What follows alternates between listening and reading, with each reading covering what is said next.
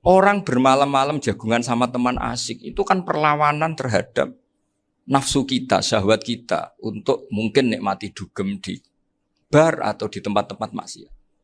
Itu setan di Indonesia tuh kakuati sama Ki Jawa. Orang supaya nggak tertarik maksiat itu Ki Jawa cukup ketemu kancane masak terong guyon, gejol-gejolokan zaman mondok, sewengi lulus sangka maksiat. Bar wis tutup. Saya akan cerita sedikit tentang tradisi hujjah.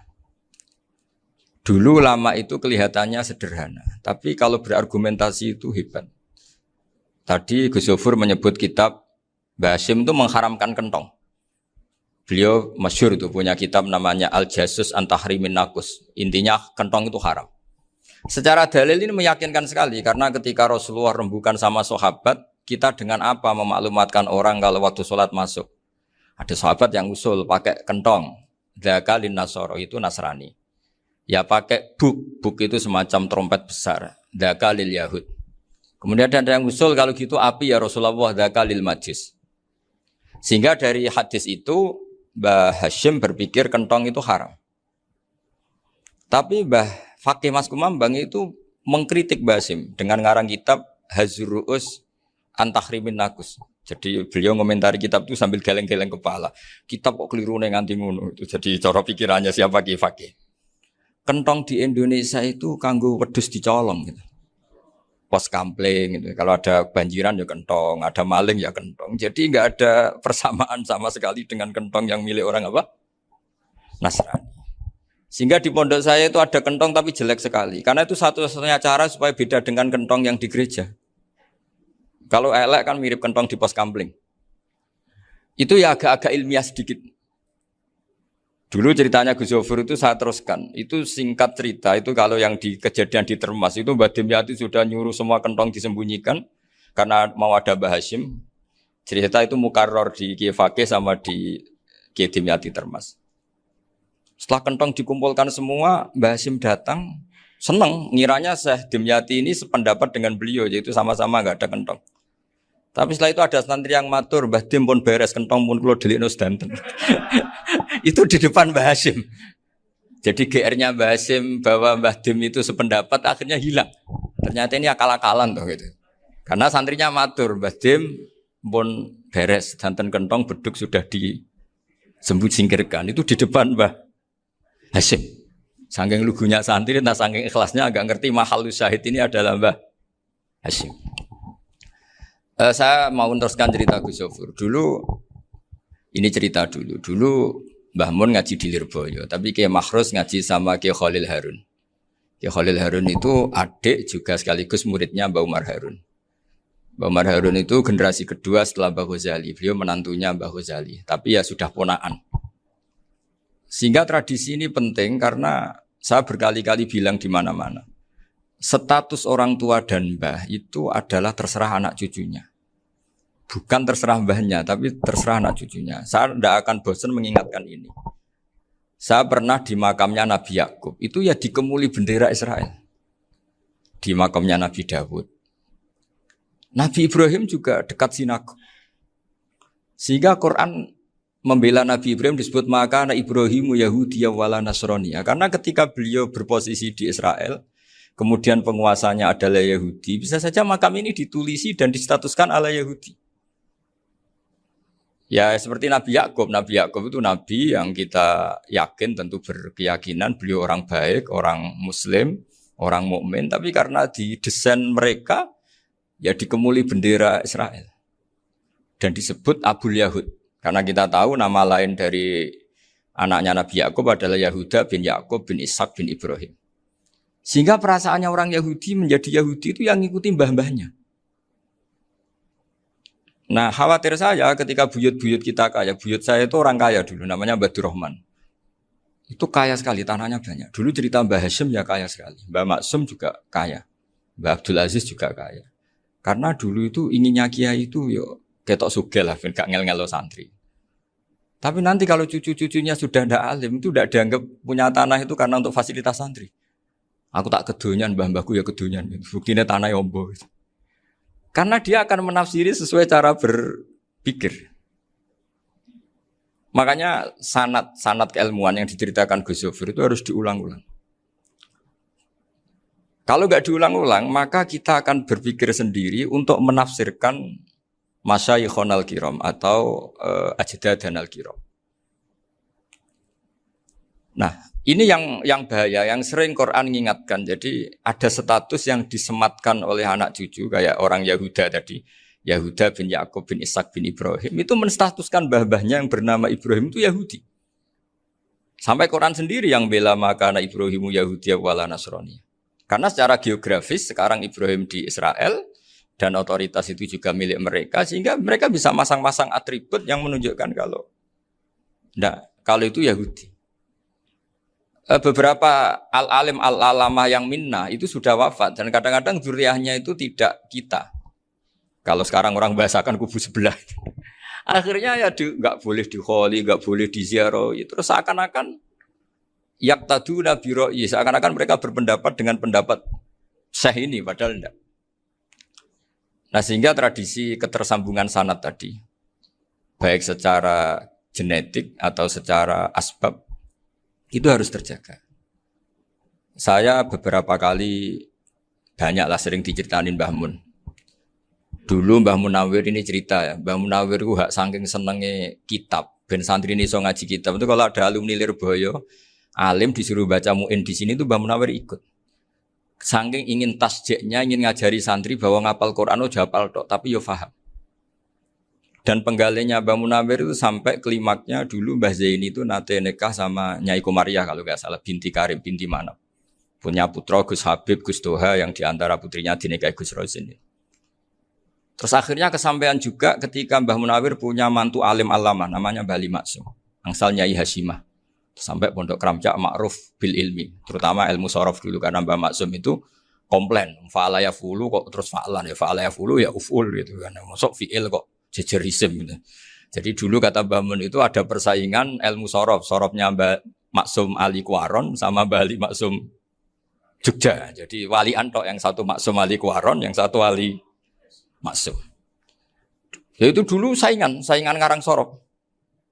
Nah ini yang menang siapa? Ya terserah duriannya. Kalau duriannya keren ya menang karena terserah yang kampanye.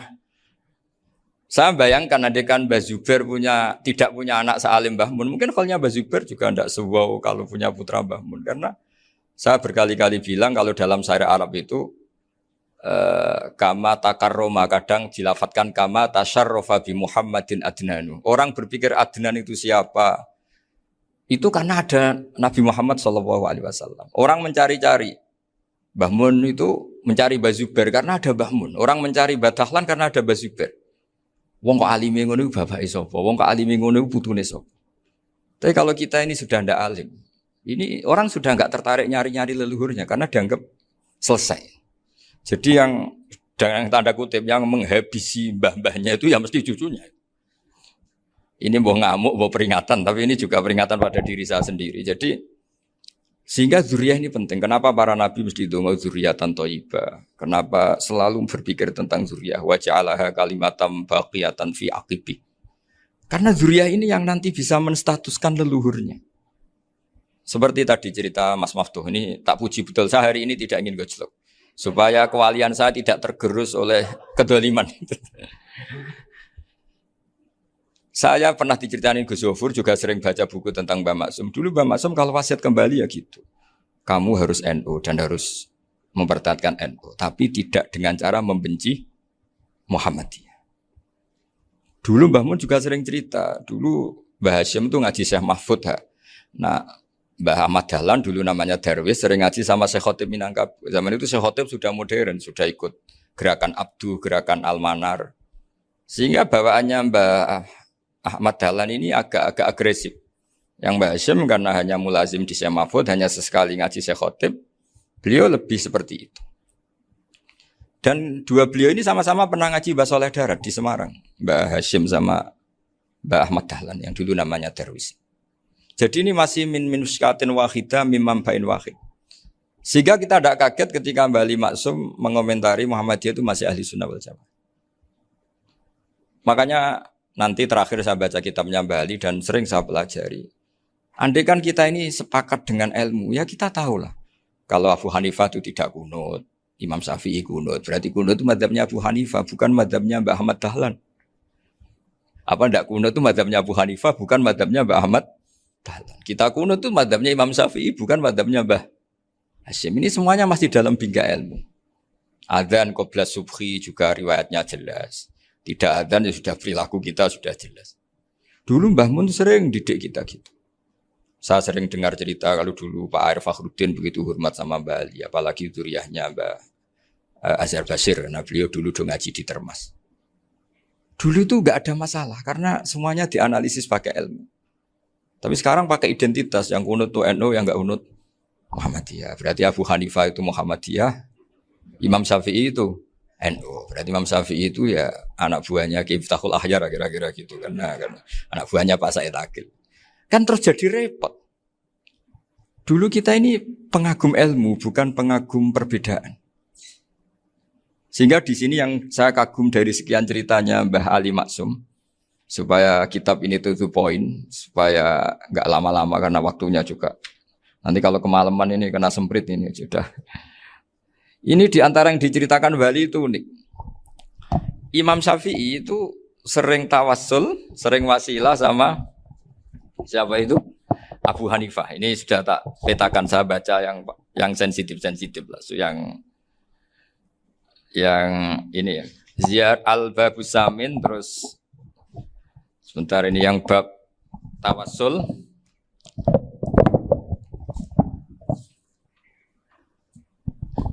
Ini di sini halaman 90, mungkin santri-santri kerap ya bisa ngecek lagi di kitab Hujatul Ahli Sunnah. Ketika cerita tawassul, di antara yang diceritakan Mbah Ali Maksum adalah perilaku ya, bukan sekedar statement tapi apa? Perilaku. Perilakunya Imam Syafi'i atau ahwalnya kalau bahasa halusnya, yang selalu ke makamnya Abu Hanifah untuk tawassul. Padahal Imam Syafi'i itu orang yang secara ilmu sering kritik Abu Hanifah. Jadi ini saya baca ini di halaman 100, jadi tawassul mulai halaman 9 berapa ini? Sampai halaman ini yang Qala sami'tu Syafi'iyya yaqul inni la atabarraku bi Abi Hanifah wa aji'u ila qabri fi kulli yaumin za'iran. Fa idza uridat li hajatun shallaitu rak'atain, halaman 100, waji'tu wa sa'altu wa ta'ala al hajat indahu fama tab'udu anni hatta tuqda. Kanal Imam Syafi'i ayyama huwa bi Baghdad yatawassalu bil Imam Abi Hanifah yaji'u ila dorihi fayusallimu alaihi wa yatawassalu ila Allah bihi fi qada'i hajati. Terus wa yatawassalu Imam Ahmad bi Imaminas Syafi'i. Jadi di antara yang diceritakan Mbah Ali Maksum itu betapa Imam Syafi'i yang terkenal sering mengkritik Abu Hanifah dalam tatanan fikih karena beliau tidak percaya ada istihsan. Abu Hanifah berpendapat adanya istihsan, dan kita tahu lah ikhtilafu Syafi'i wa Abu Hanifah itu besar sekali. Tapi beliau itu tahu Abu Hanifah itu orang yang sangat soleh. Abu Hanifah itu kalau ketemu sama orang yang utang beliau itu yang lari bukan yang utang Abu Hanifah, karena takut orangnya itu izin. Jadi kalau ketemu yang utang di jalan itu yang sembunyi itu Abu Hanifah. Kenapa engkau sembunyi? Ada yang utang saya lewat, nanti orangnya malu. Jadi setingkat Robi'ah Adawiyah itu beliau di rumah ada maling itu sembunyi. Ditanya kenapa engkau sembunyi? Malu, gak ada yang dimaling. Malu sama malingnya karena serumah itu gak ada barang yang layak dicolong itu. Itu Robi'ah sampai dia sembunyi. Itu yang bisa niru itu Abu Hanifah. Jadi wali-wali besar ini ternyata saling menghormati dan saling tawassul. Nah saya berharap tawassul ini bukan sekedar perilaku sosial, tapi memang ada sanadnya. Sehingga terus diceritakan Bali di sini dulu istaqa Umar bil Abbas. Kata siapa tawassul harus dengan Rasulullah SAW? Dulu istaqa Umar bil Abbas. Sayyidina Umar itu tawassul istisqa dengan Sayyid Abbas. Padahal kita tahu Sayyid Abbas ini tidak nabi. Terus beliau cerita sampai Imam Syafi'i tawassul sama Abi Hanifah. Sehingga enggak ada perdebatan itu kan Umar. Kalau Umar kan ada jaminan boleh diikuti karena beliau sahabat. Bali cerita tentang Imam Syafi'i yang tawassul dengan Abu Hanifah. Seargumentatif itu. Sehingga ada cerita dalam sebuah tafsir, ya saya ulang lagi, ada cerita di sebuah tafsir, kenapa Nabi Musa ditanya Allah, wa matilka biyaminika ya Musa. Ma'ana wa ta'ala a'lam, tentu Allah sangat tahu yang dibawa Musa itu apa. Karena Allah tahu Nabi Musa itu grogi. Orang dipanggil Wali Maksum pasti grogi, santri dipanggil Mbah Mun pasti grogi. Kenangan saya setiap dipanggil Mbah Mun ya mesti tanya, yang ringan-ringan, wis sarapan ya. Arung sarapan ya sarapan. Pas sarapan ya kan tanduk mangan sing enak, wong santri ora tau mangan enak. Ya enggak pernah ngomong yang penting, ngendikan yang penting. Nah, karena Nabi Musa ini grogi, ini sebagian tafsir. Itu ditanya yang ringan, saku iku nggawa apa? Karena pertanyaannya ringan, Nabi Musa juga ringan. Ya Nabi Musa itu sampai lali, iku pangeran sing ya'lamu sirra wa akhfa. Diterangno. Niki tongkat Gusti. Gunane kathah Gusti tongkat iki. Qala ya aso ya atawakkau 'alaiha wa ahusyu biha 'ala ghanami wal ya fiha ma'arifu ukhra. Oh, tongkat Gusti niki penting mesti. Nggih nak. Nggih macam-macam lah Gusti. Atawakkau 'alaiha wa ahusyu biha 'ala ghanami kangge menghalo kambal. Masih terangno terakhir dan yang lain-lain Gusti. Wal ya fiha ma'arifu ukhra. Sehingga akhirnya rileks. Karena Nabi Musa terus ngerti. Ternyata ketemu pangeran itu gak seserem yang saya bayangkan gitu. Pertanyaannya ringan. Itu ada ilmunya. Tapi cerita ini yang versi tafsir ini tidak yang seperti di Manaqibul Ghazali.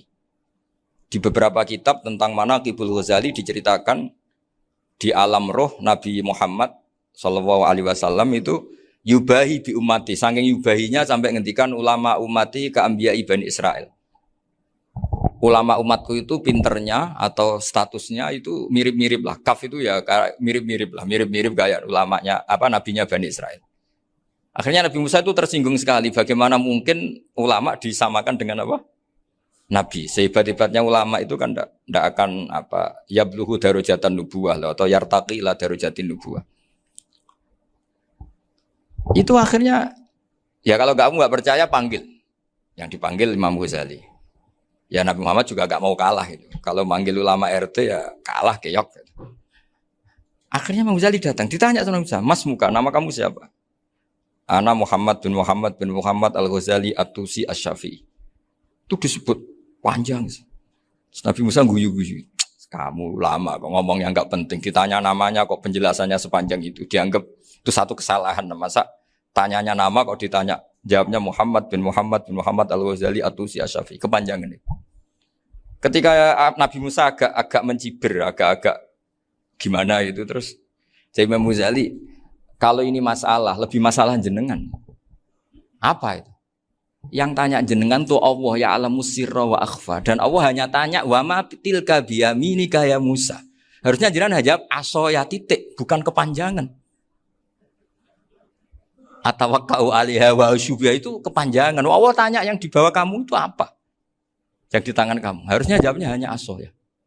Tapi kenapa penjelasannya sepanjang itu? Sampai terakhir waliya fiha ma'arifu ukhra. Terus pinter tenan jadi gitu. Terus ada Nabi Musa terus bilang, ya pinter tenan aja gitu. Padahal kita tidak pernah GR seperti itu kan kebetulan Imam Ghazali. Gitu. Kalau yang lain mungkin ya keok lah kira-kira gitu. Tapi ini cerita dalam khazanah keilmuan. Benar yang dikatakan Gus Zofur. Saya termasuk orang yang pernah mondok Lirboyo Pasanan. Jadi setelah saya disuruh nemani Gus Kamil, tahun berikutnya Gus jenengan disuruh. Pokoknya anakku mbok sak wulan lah kudu tau mondok Lirboyo. Piye-piye aku tau ngaji Wakarim. Terus yang disuruh mbaturi Gus Kamil itu saya. Jadi saya pernah 1 bulan tuh di Lirboyo. Karena saya ini santri beling ya, kontraknya pokoknya penting ziarah Bakarim. Biasanya enggak pernah ngaji, pokoknya gerbar ngisa. Ziarah ya sudah. Ngaji subuh ingat saya sama Gus Imam. Itu dari 17 hari ingat saya ngaji 2 kali. Tapi kalau ziarah ke Bakarim sudah lupa jumlahnya karena memang kontraknya disuruh ziarah. Sampai seperti itu. Dan saking senengnya bangun sama Mbak Karim sama masih ingat. Ngamplopi salam template itu masih ingat untuk Gus Anwar, untuk Gus Imam, untuk Gus Kafabi, termasuk untuk Gus Maksum. Itu malam-malam saya dijak ngamplopin. Zaman itu saya masih ingat selawewu. Zaman itu kos 1 bulan itu 13.000. Jadi kira-kira kalau 25.000 itu untuk kos 2 bulan. Jadi saya krusnya itu pakai kos. Saya masih ingat Mondok Sarang itu kos 1 bulan 13.000. Berarti kira-kira 500.000 itu di amplopin sendiri sama Bang. Ini untuk Gus War, ini untuk Gus imam ini untuk Gus. Padahal Gus Imam ini mondoknya sudah di Mbah Mun. Itu Mbah Mun hormatnya sampai untuk jatah salam tabligh. Nah yang ribet kebalikannya, kita pulang Gus Imam karena melihat Gus Kamil ini putrane Mbah Mun, Gus Kamil disangoni. Saya juga disangoni karena Gus Imam dulu ngaji juga sama Pak D saya. Sama keluarga saya. Itu kata Gus Kamil setelah keluar, mau agak muni gua abal, boten berarti gua aku. Karena ini penting. Ini kalau sampai dianggap tukar guling, ribet deh. Jadi ditakwil sendirilah. Mau gak muni gua abal ya, boten wis, yes berarti halal. Tapi sama Mbah Mun ya ditanya. Ditanyanya bukan apa karena untuk meneruskan tradisi bahwa kalau kiai ketemu itu ya saling memberi hadiah, saling itu sudah faqaddimu baina adana suwakum apa? Sedekah. Sehingga ketika Kapya ini punya Bali Maksum alim alama, kemudian melahirkan murid-murid yang juga ipar kayak Mbak Warsun bisa ngarang apa Kamus Al-Munawwir, Pak Bik juga punya karangan Kamus Al-Mu'asir. Saya itu punya semua. Karena ini adalah buah dari bahwa kita ini tidak kalah sama produk-produk yang di sana. Bahwa produk di kita ini sudah cukup untuk mengantarkan orang menjadi alim alama. Dulu Mbak Zubair ke Mekah ya sudah alim alama. Gus Zufur ke Al-Azhar sudah alim semua. Teman-teman kita ke Mekah itu sudah alim semua. Padahal produk mondoknya ya tadi. Mau digojlok kiai ini, terus mangkel be keamanan biasanya. Biasanya musuh besar pondok itu keamanan.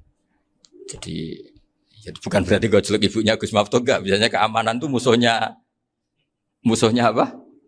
Banyak. Itu tradisi keilmuan itu harus dijaga dengan hujjah dan dengan tadwin, dengan pembukuan. Saya punya sekian cerita ya, misalnya dulu kita mungkin iskal itu janggal. Kenapa sih orang Islam tukaran sama orang Islam? Sehingga di antara doa Nabi yang enggak dikabulkan Allah, enggak boleh dikabulkan sama Allah enggak boleh, bukan berarti enggak mustajab. Redaksinya famana aniha, memang enggak boleh. Redaksinya bukan falam yastajib lahu tapi famana aniha. Di Al-Marrah As-Salisa ini Nabi dilarang, yaitu melarang umat Islam itu jangan sampai tukaran sama umat Islam sendiri. Itu kata Allah, ya tidak bisa kata Allah, kalau itu tidak saya kabulkan. Itu dulu guru-guru kita nyontohkan sederhana. Kira-kira kalau saya tukaran wek Gus Zofuru, Mbah Mun luwih ikhlas dibanding ditukari wong liya. Nakno kakak ditabuk adik, wong tua luwih ikhlas dibanding ditabuk tonggo. Barokahnya membaca kita lebih mentoleransi. Kalau ada Mbah Hashim dikritik Mbah Fakih Mas Kumambang, kita ikhlas itu. Tidak dikritik guru PAUD, itu kan. Atau dikritik orang-orang nggak bisa ngaji. Artinya ternyata keliru kita bilang kiai kok tukaran. Justru bagus kiai tukaran. Dibanding kiai dikritik guru PAUD atau dikritik orang-orang yang nggak bisa baca kitab. Akhirnya barokahnya baca kita menjadi tahu. Dulu Mbah Mun sering cerita, ini masih cerita silsilah ya. Jadi Bali Maksum tadi kita tahu di antara guru besarnya Bali Maksum tentu Mbah Mahfud Termas. Beliau adalah adik dari Kiai Mahfud Termas. Mbah Dimyati ini adik Kiai Mahfud Termas.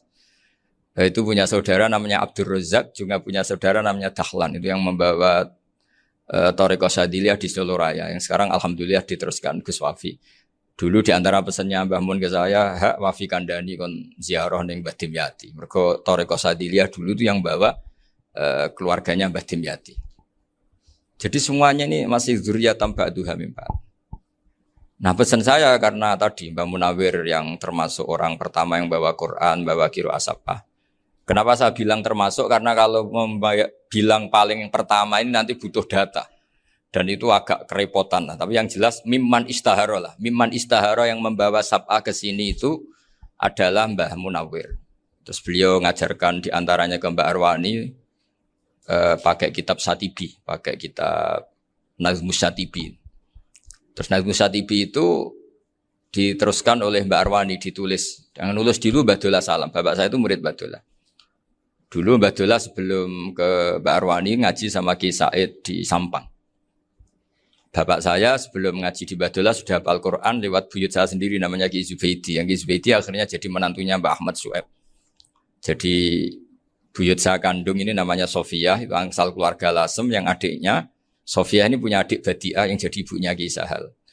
Terus Ki Sahal punya Mbak Yu namanya Muzayanah, punya di Garwa Ki Mansur punya anak Gus Qayyum. Jadi dulu ibu saya, ibunya Gus Zofur, ibunya Pak Maftuh itu semuanya di Lasem.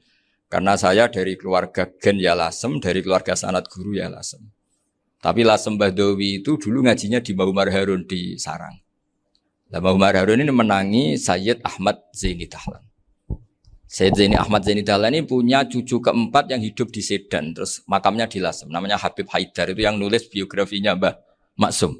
Mbah Maksum bukan Bali, biografinya Mbah Maksum. Itu ditulis oleh Habib Haidar, namanya Haidar bin Hasan bin Sodaqoh bin Ahmad Zaini Dahlan. Nah, Habib Haidar ini menantunya Sayyid Hamzah Sato.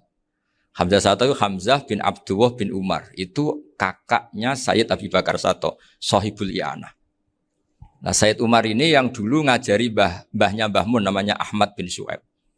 Nah, di antara ajarannya adalah baca kitab-kitab kecil yang bisa dihafal. Dibawalah ke sarang jadi metode muhafadzah. Tapi kemudian lama-lama oleh pondok itu jadi syarat kenaikan kelas. Dulu gak ada muhafadzah untuk kenaikan kelas ya, supaya orang alim itu harus hafal. Lama-lama dipakai syarat untuk muhafadzah. Jadi semua ini sanad harus kita ingat supaya kita bisa menjaga tradisi. Termasuk tradisi ini kiai seneng jagungan, terus ngomong ra penting. Itu juga sanad.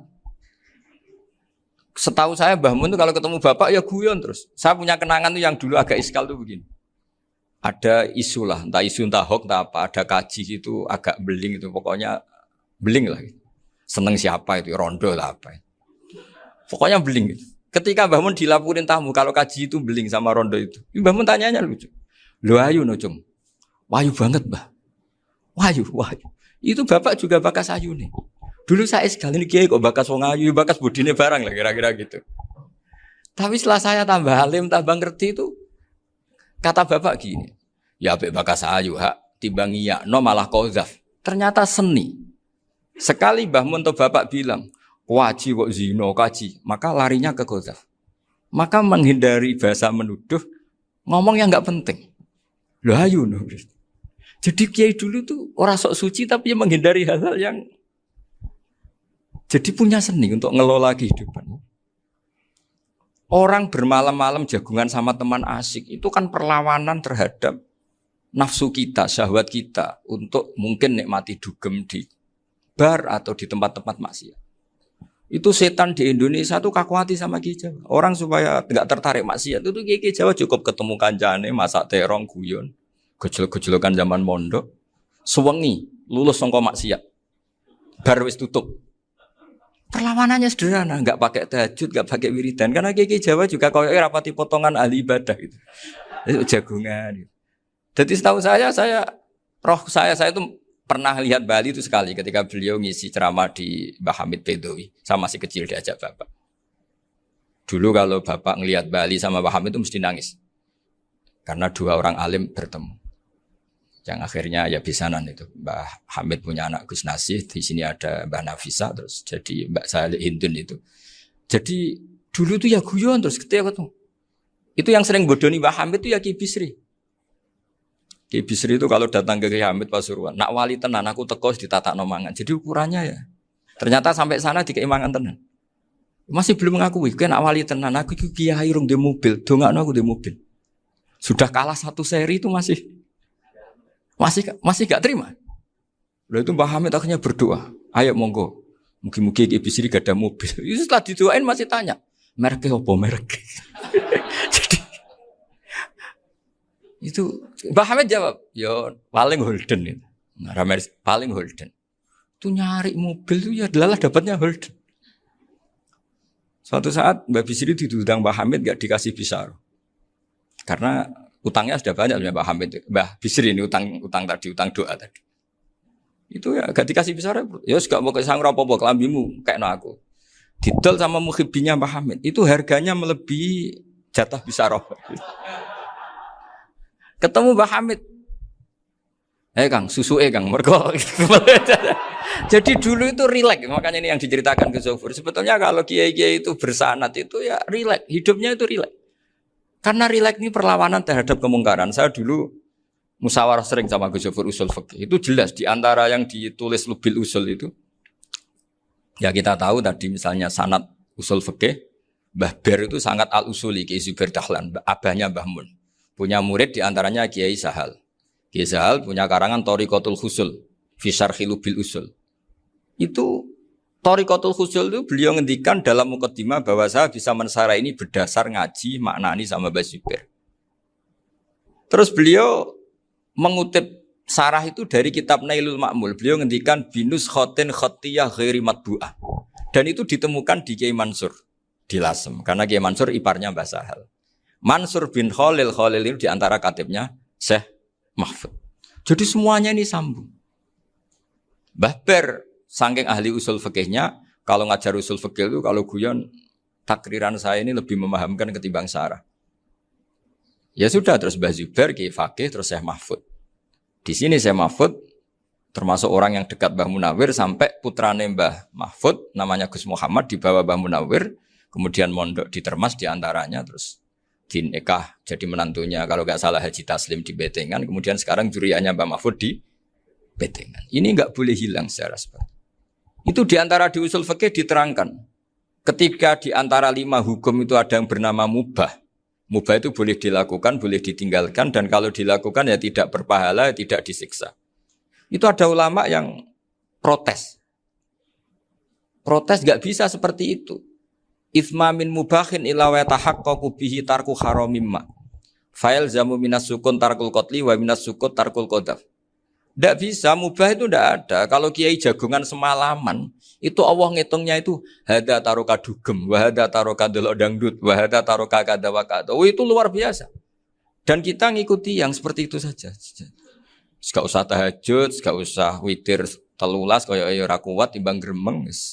Sewengi jagungan, setan ngenteni kita tergoda maksiat, ternyata maksiatnya sampai tutup, kiainya masih apa? Jagungan. Jadi jagungan saja ada ilmunya bahwa itu perlawanan terhadap tarkul ma'asi. Sehingga bagaimana Anda katakan mubah ini mubah, toh gunanya adalah tarkul haram. Meskipun efek mubah juga bisa tarkul wajib, wae bojo blonjo turu. Ya kan wae ngrumat ibuke turu. Itu halal wajib. Jadi mubah itu resikonya ya bisa tarkul wajib, bisa tarkul haram. Sehingga kalau sanad ini terjaga secara baik, secara kultur, saya sering juga sakuan sama Gus Yofur, itu mesti tak niati gitu. Jagungan wong alim Gus ibadah dan menikmati ibadah adalah dabul auliya wa dabul ulama. Kata Imam Ghazali, pada akhirnya waqud buhadaddin al-istilzat bil mubahat. Kata Imam Ghazali, pada akhirnya qutbu hadaddin, madaru hadaddin, pokok dari agama ini adalah melawan kemaksiatan dengan kita menikmati al-istidzat bimubah. Kita menikmati sesuatu yang dibolehkan Allah Subhanahu wa taala. Dan seperti ini itu bisa qasmu dhuhri syaitan, bisa menghancurkan punggungnya setan. Karena kalau melawan setan dengan ibadah ini kadang kita capek selain isra potongan.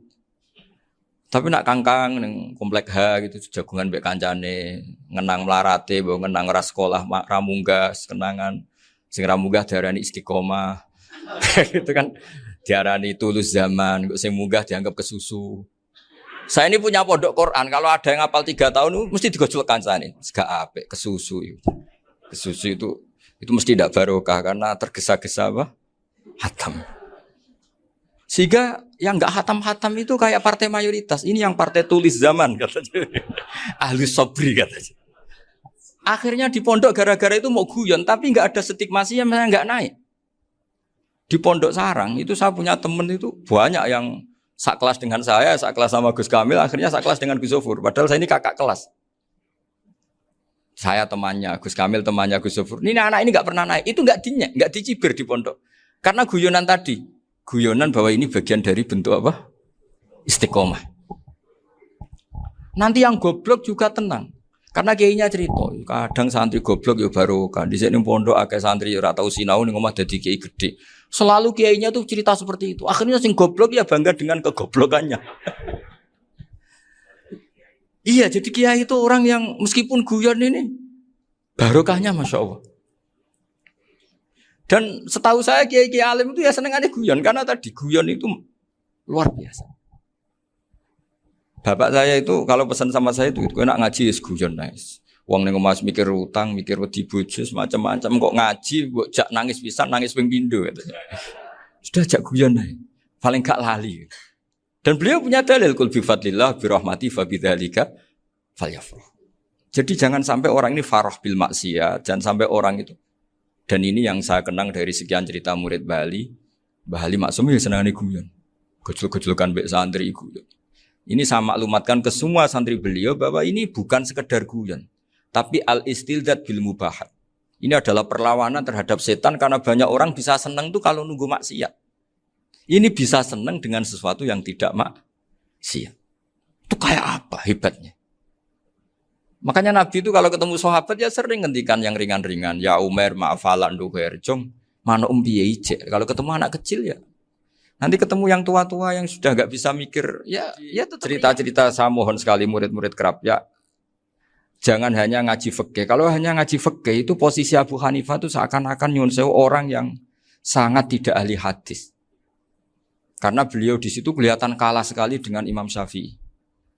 Apalagi di perdebatannya Muhammad bin Hasan Asy-Syaibani dengan Imam Syafi'i itu kelihatan sekali betapa Abu Hanifah itu orang yang nyuwun sewu ditinggalkan dalam ilmu hadis. Sampai beliau hanya dapat gelar min ulama ahli ra'yi, termasuk ulama yang kuat logikanya. Juga harus baca kitab-kitab seperti ini. Ternyata di balik Imam Syafi'i mukhalif pada beliau di bab-bab fikih, perilakunya sangat hormat. Sampai beliau tuh kalau tawassul ke kuburannya Abu Hanifah. Dan beliau ngendikan an-nasu fil fiqhi iyalun ala Abu Hanifah. Semua orang yang ahli fikih itu masih anak buahnya Abu Hanifah. Saya berkali-kali cerita, mazhab Syafi'i itu alatut tadhir hanya dua, yaitu al-ma' wa turab. Abu Hanifah nambahi wanar. Alasannya Abu Hanifah, orang mukmin yang dosanya banyak itu dibakar di neraka. Dan alasannya Allah litadhirihim, untuk mensucikan mereka. Sehingga pikirannya Abu Hanifah, an-nar itu min alatit tadhir. Apa yang terjadi ketika bata itu, batu bata yang dibakar, di situ campur teletong, campur apa-apa. Itu kalau sudah hormat Abu Hanifah selesai, sudah suci. Karena sudah ngelewatin pembakaran. Meskipun kita tidak akan kalau kehilangan air terus wudu dengan api, bisa bunyak semua itu. Tapi apapun itu menjadi solusi. Sehingga saya punya kitab namanya Ikhtilafu Malik, Ikhtilafu Malik wa Abu Hanifah atau Ikhtilafu Syafi'i ma Abu Hanifah. Itu kelihatan sekali kalau Abu Hanifah itu nyuruh posisinya kalah. Karena yang ngarang orang-orang Syafi'i. Tapi kalau melihat kitab-kitab kewalian, misalnya di kitab Mizan Kubro ini juga sering disebut kisah itu Mbah Ali Maksum tentang Imam Sa'roni. Berkali-kali beliau mengutip Mizan Kubro. Itu Abu Hanifah adalah orang yang sangat mukasyafah. Artinya ketika Nabi cerita air wudu itu menjatuhkan dosa, tidak ada air wudu yang jatuh ke kamu kecuali saat itu juga dosa kamu jatuh. Itu beliau datang ke Madharota Kufah. Kemudian beliau bilang sama si orang tua tadi, tub anizina. Orangnya terus bilang atubu minazina. Ada lagi pemuda datang dibilangin tub an ukuki walideka. Terus bilang tub tu an ukuki walidaya. Sampai yang terakhir ada tub an simai alatilahwi atau an samai alatilahwi. Terus tub tu an samai. Ketika orang itu ditanya, kenapa engkau begitu tahu dosanya apa? Saya tahu air wudu ini menjatuhkan apa. Jadi kira-kira kalau zina mungkin ya batang babi lah. Kalau hanya sekedar melihat bak-bak mungkin ya curut atau tikus lah kira-kira gitu. Nak dulu dulu ya mungkin ya tikus cilik gitu. Nak dulu suwi ya tikus werok itu atau apalah. Pokoknya beliau itu tahu. Tapi anehnya Abu Hanifah apa? Setelah itu dia nangis minta mukasafahnya ditutup. Ya Allah, saya ini mukasafah kok malah menjadi tahu sawatil mukmin. Padahal aturan syariat jenengan man satara musliman satarahu, bahwa enggak baik melihat jeleknya orang mukmin. Minta ditutup. Makanya saya ini bangga ada mukasafah. Makom yang kita sampai sekarang tuh makom setelah Abu Hanifah mukasafah.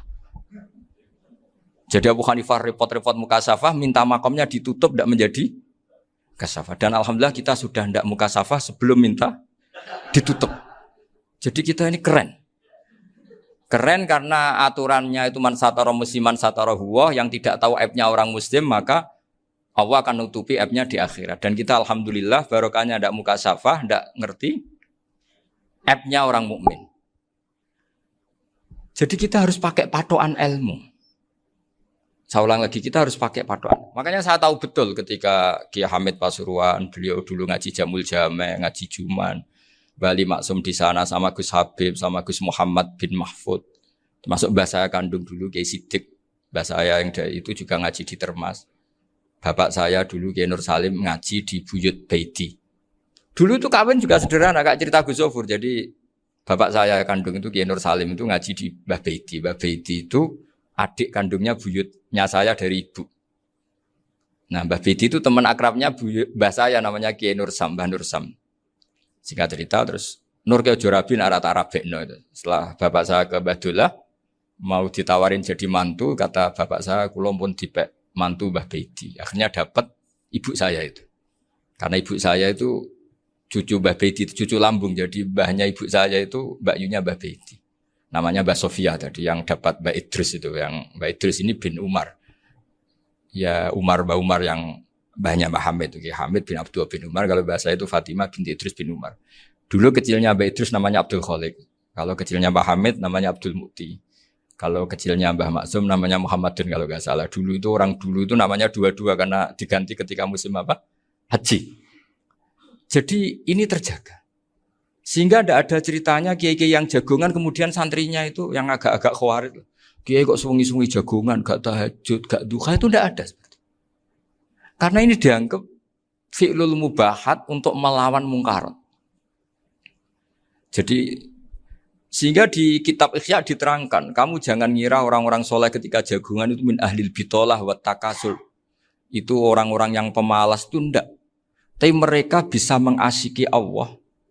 Bahwa dalam jagungan ketemu teman ya asik, gejul-gejulkan sama Pak Maftuh ya asik. Dan keasikan ini bentuk perlawanan terhadap keasikan harus dengan maksiat. Itu kayak apa kalau kita ngaji sampai seperti itu. Termasuk tadi yang diceritakan Pak Maftuh kitab Hunyah. Semoga beliau cerita juga pernah belajar. Saya pernah belajar kitab Hunyah khatam. Itu diantara yang diceritakan Syabdul Qadir Al-Jilani tadi kata beliau Al-Jilani dipakai Jim Al-Jilani. Ini agak beda dengan kita. Mbah Zubair itu punya kitab namanya Al-Qolaid Al-Uluyah. Beliau menfatwakan nama-nama ajam itu kamu bebas. Ajamiyun fasna bihi masyita. Sehingga kita kalau punya kiai harus mau qolal ustukhri. Sehingga mau qolal istukhri. Tirmidzi juga nasibnya sama. Qolat rawahut Tirmidziyu. Sehingga rawahut Turmudziyu. Yang satu rawahut Tarmidziyu. Ya karena kita keluarganya Tarmidzi apa enggak gitu. Makanya kata Mbah Mun sama masih ingat. Kata cerita Gus Zofur tadi, adabnya Gus Zofur itu cerita tentang keluarga ibunya. Padahal keluarga ibunya juga orang-orang soleh yang luar biasa. Itu kata Mbah Mun, kowe roh jenenge Imam Bukhari tahu ya. Jenenge sapa? Saya nyebut Muhammad bin Ismail bin Ibrahim bin Mughirah bin Bardasbah. Lah iya Bardasbah mbok waca Bardisbah yo. Lah cara kene mbok Parmin mbok Parlan. Jadi Bardisbah mbok Bardasbah iku cara kene yo Parmin mbok. Iku rak Mbah Fadl Senori, dadi kabeh diwaca Arab. Jenenge Mbah Umar Harun. Dhisik yo wong Sarang, Mbah Harun, Mbah Kiro nang yo ora roh, dhisik yo wong kuno. Jadi kalau versi Mbah Fadl, termasuk yang pertama bikin nasab Mbah Maksum itu tulisannya Mbah Fadl yang dikutip Habib Haidar tadi. Ya saya seperti Gus Zofur juga mencari-cari hubungan ulama-ulama di Jawa. Itu Mbah Mun itu kalau bicara, mbahku harus jenis Kiai Serut. Kalau ditulisannya Mbah Fadl itu Sarof. Jadi Mbah Fadl itu fanatik orang-orang alim itu ditulis Arab. Kalau Mbah Mun itu Jawa. Dulu itu ada wali seto di daerah saya. Dulu orang ya janggal. Ternyata ada sato itu kesamaan di Arabnya itu. Sato. Sehingga kiai-kiai itu ada fanatik Tirmidzi, Turmudi, Tarmidi, Jilani, Jailani karena ajamiyun fasna bihi masih. Jadi kalau nama-nama ajam semonggo lah baca sekenanya sementing. Cuma mungkin tahqiqnya benar Pak Maftuh tadi memang di Mu'jamul Buldan itu Al-Jilani Bikasri Jim ya sudah kita baca Al-Jilani. Sebab itu kayak Pondok Pelosok Lirboyo itu menurut saya bagus. Orang itu maknani betul sama gurunya. Kalau Sarang enggak. Kalau Pondok Lirboyo, pondok yang tadi ternyata keluarga Mbah Munawir sini pernah bisanan yaitu Mbah Zaini pernah nikah sama Nyai Komariah ya kalau nggak salah, punya putra Gus Habib ya, Pak Toha dan sebagainya. Itu betapa hubungan pondok Quran sama pondok kitab dulu itu nggak pernah terputus. Bapak saya setelah hafal Quran itu dulu ngaji Mbah Zubair. Jadi bapak saya sering ngutip mu'en apa, padahal bapak saya itu terkenal tuh, beliau cita-citanya itu saya ingin hafal Quran kayak hafal Fatihah. Beliau itu sampai sepulahnya sekali. Karena beliau inginnya hafal Quran kayak hafal Fatihah. Termasuk murid terbaiknya Mbah Dullah bapak saya. Itu ya ngaji kitab. Sehingga kata Mbah Mun, jadi Mbah Munawir de mantu Bali Maksum, itu ya sudah dipenggali. Sudah dipenggali dituruti pangeran. lahirlah seorang Bali Maksum yang membawa. Jadi dulu itu ya Gus Muhammad yang ngaji di Termas, nanti Mbak Arwani sebelum ngaji di sini ngaji di Tebu Ireng. Sehingga Mbak Arwani bisa ngarang kitab. Beliau ngarang kitab tentang Sab'ah. Faidul Barokat namanya. Ya nulisnya ya fasih ya. Saya punya tulisan tangannya Mbak Arwani itu banyak. Saya juga punya tulisan tangannya Mbak Hasyim Asy'ari ketika nyurati buyut saya yang di Damaran itu pakai bahasa Arab. Jadi dulu itu Mbah Ali Maksum juga sama. Surat-suratannya dulu sama tokoh-tokoh Muhammadiyah ya bahasa Arab.